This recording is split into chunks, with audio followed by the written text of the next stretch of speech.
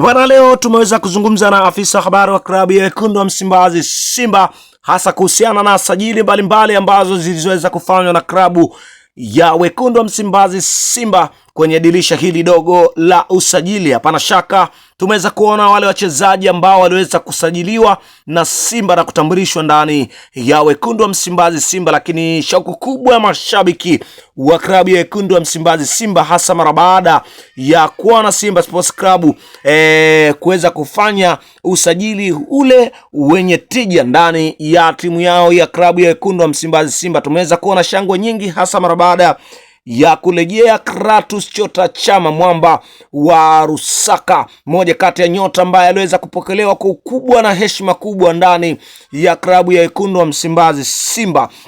Hii ni kuhusiana na ubora ambao aliweza kuonyesha nyota huyo takribani misimu kadhaa akiwa na klabu ya Wekundu wa Msimbazi Simba. Bila shaka ukiwataja wachezaji ambao wenye heshima kubwa ya maisha ndani ya klabu ya soka Simba hivi karibuni, basi huwezi ukasahau jina la Kratos Chota Chama, moja kati ya nyota ambaye amekuwa pendwa sana ndani ya klabu hiyo ya Wekundu wa Msimbazi Simba. Kuna mijadala mingi ambayo inaendelea, lakini kubwa zaidi ni kuhusiana na taarifa kubwa ambayo ilikuwa ikiendelea kupamba kasi ya kuhusiana na sajili ambazo zinazoendelea, ambapo Simba wameweza kutoa taarifa ya kwamba bado wanaendelea kushusha vyuma juu ya vyuma, huku wakidai ya kwamba bado hawajamaliza usajili kwenye dirisha hili dogo la usajili, huku wakitaka kuiboresha zaidi klabu yao hiyo ili iweze kufanya vizuri zaidi katika michuano mbalimbali. Na leo tunafahamu ya kwamba Simba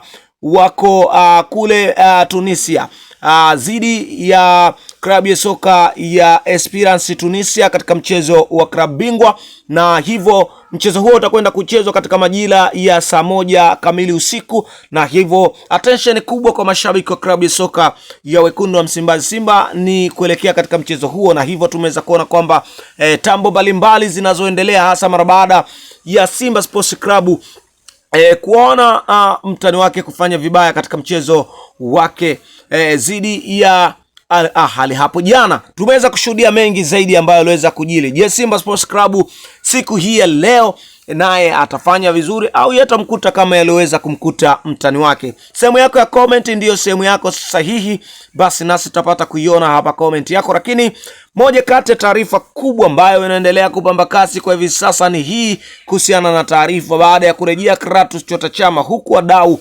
wakizungumza kuhusiana na Ruiz Jose Miquissone ambao pia ni baraa kubwa, nao limekuwa likizungumzwa sana na wadau mbalimbali. Je, atarejea au hatoweza kurejea, hasa mara baada ya kuweza kumrejesha Kratos Chota Chama? Usisahau kugusa na subscribe, na mimi nitakusogezea update zote ndani na nje ya mipaka.